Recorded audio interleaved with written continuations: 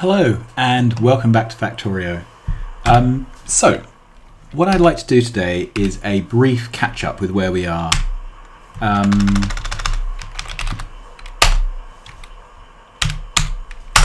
Let's do this. So we're just going to drop into editor mode quickly so we can have a look around at the base so far.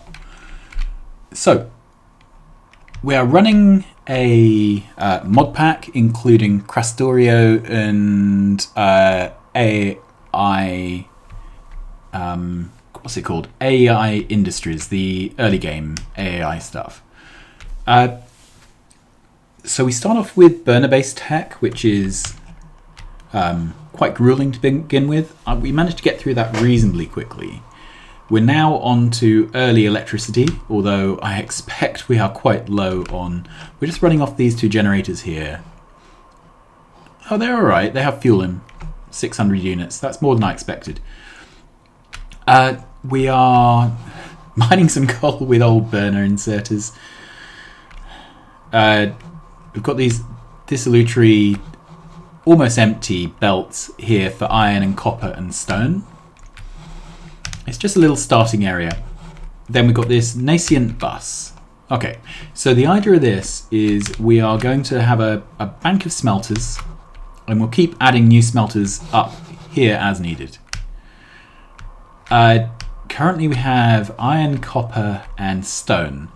The eagle-eyed among you will have noticed that our smelters look somewhat light on length. The reason is, in this mod pack, you need 2 units of ore to smelt down for 1 plate. So that's the same ratio as stone in vanilla, but for iron and copper. So each of these are actually producing half a belt. This consumes 1 full belt of iron ore if we were feeding it, and produces half a belt of plates. We are then running that through this contraption here to buffer. It prioritizes avoiding the buffer, so we're not using the inserters when we don't need to. It then pushes the plates back onto this lane with a priority with the through and through, so we tend to keep the buffers full if we can, again avoiding inserter use. Then we have a copper buffer here and a stone buffer here. Alright, then we've got room for 8 lanes to push extra resources into these gaps. And I've mucked that up, haven't I? So I'm just going to paint this in. Let's get some stone. Right, so I should really have put in a little walkway there. Maybe I'll remember that next time, just to keep everything working nicely. Then we have various production cells. So the first thing is our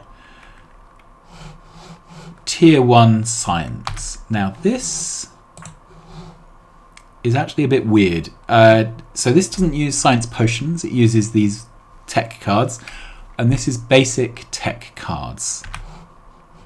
Okay, there you are, basic tech cards, and they're made from wood and copper, and we've run out of wood. That will become an issue soon. Yeah, we've run out. Then the next thing we make is blank tech cards. Okay. So blank tech cards are what are loaded up for the other sciences. So you load a blank tech card and another item, and that combination gets processed. So these tech cards are buffered, and I'm buffering up products as they leave each production cell. Again, we've got a through and through priority here, and then these side load. So in principle, this should fill up with any overflow, and then it shouldn't be emptied unless this runs out of input. I don't normally buffer things in playthroughs, but I'm a bit paranoid about not keeping smelters running and that sort of thing. I'd like a bit of warning. Alright, so then I'm reserving 4 lanes for iron plate, 4 lanes for copper plate, 4 lanes for smeltables. We have bricks already. We will have glass. We will have steel. So that's 3 of these. And to be honest, I'm not sure what else we may put on here. Then this is the first 4 lanes of manufactured goods, intermediates. So these are the blank cards. These are iron gears. These are iron sticks. The reason I've done iron sticks here is because iron sticks are actually used in a whole bunch of things. And as and when we get to the point of production modules, I would really like to have production centralized so I can just drop in the prod mods and away we go. Also, if we get to the point of bringing in these materials by train to feed this bus, I can just dump a train load into this belt. Don't need to rework the rest of the build. Alright, after that come these things. These are automation cores, and these seem to be used in pretty much any machine which needs a CPU. So assemblers, arms, all sorts of things. But they're also used in the red research packs. So the red research packs are made of automation cores and blank tech cards. So automation cores need copper, iron sticks, and iron gear wheels. Again, we're buffering the same way. Okay, so then that goes up on the bus. Then the next intermediate we're making is yellow engines. This needs gear wheels and plates. And again, we're taking the gear wheels off the bus. We're shoving the yellow engines back on.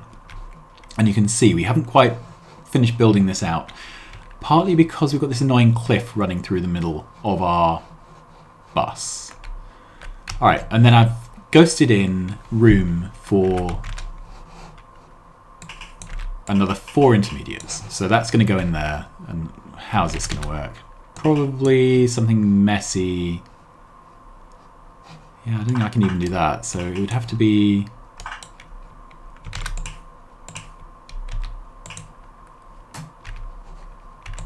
something like that until we clear up these cliffs.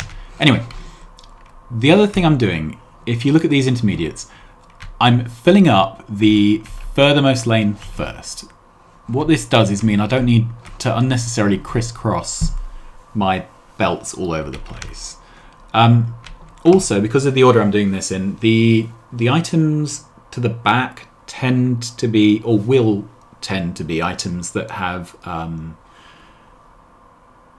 that are the simplest, right? Because I'm going to make the simpler items first. So the more derived items are lower down. I don't know if the more derived items are things they're going to pull off more frequently. We will find out. So we're already up to 4, 8, 12, 16, 20 potential lanes on our bus, which is intimidating because I haven't even got to the point of automating yellow belt production on the bus. These 4 lanes at the moment I'm reserving for tech cards. So we've got red ones and we've got these, the starter ones here, these bronzy copper coloured ones. So as time goes on, we'll bring in more cards here, feed them in somehow to the labs. We'll work it out. And we may run out of room here. I'm not too stressed about that because I think by the time we run out of room, we'll be ready to outpost anyway, and we'll probably not be using this setup anymore. So this is really a temporary solution to the problem of me not knowing the mod pack and needing to get enough production up that we can strike out on our own. As soon as we've done this, I will probably either tear down this entirely or repurpose it to only do the core 2 or 3 science packs, and everything else will happen in a modular rail type setup. Okay, so let's go for a quick explore. Spoilers! In the immortal words of River Song. So let's come out here. Let's see if we can find some biters.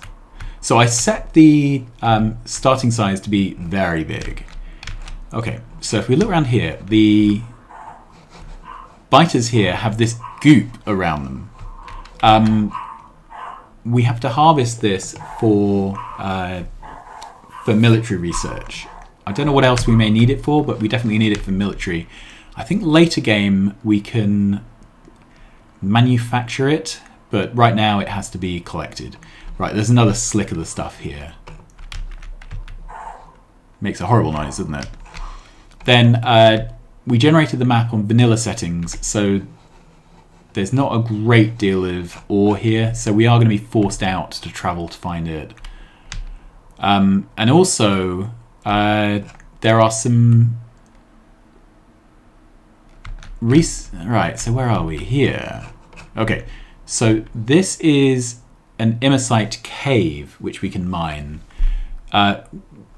When we mine this, we're going to get... Ooh, coin.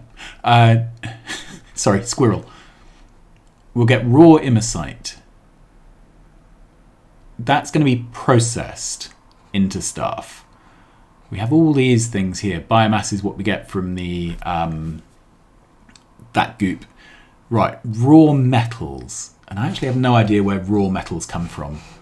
Let's just find out. Anyway, craft raw metals from chlorine and rare metals.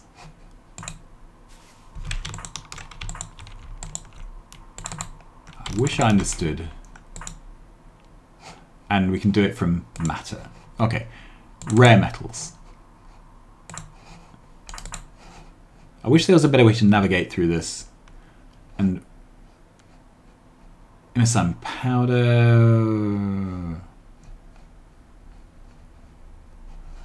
I can't see where rare metals is on this. Okay, raw imersite. Make sand, imersite powder. So I think... Yeah, I don't know if imersite is the right way to go for this. So I don't know how we make rare metals. We will discover this, no doubt, as we move forward. But anyway, this is our starter bus. We're pretty soon going to need to expand out. I've got no ammo production at the moment, which is just embarrassing. We'll have to address that. Anyway, this is all to come in the coming week. So this is the end of my first week of incarceration at home with nothing to do except work remotely, obviously. So we'll see if I can make it through a second week without climbing the walls. Until then, thank you very much for watching this series. I always say this, but it would actually mean the world to me this time if you liked, subscribed, and shared happy thoughts about my channel. This is what is keeping me sane while I can't do anything else. So if you could just take a moment to click on Facebook, on YouTube to say like, subscribe, leave a comment, that would be so awesome. And I will see you again next week for another 5 daily episodes of Factorio 2. Thank you very much. Goodbye.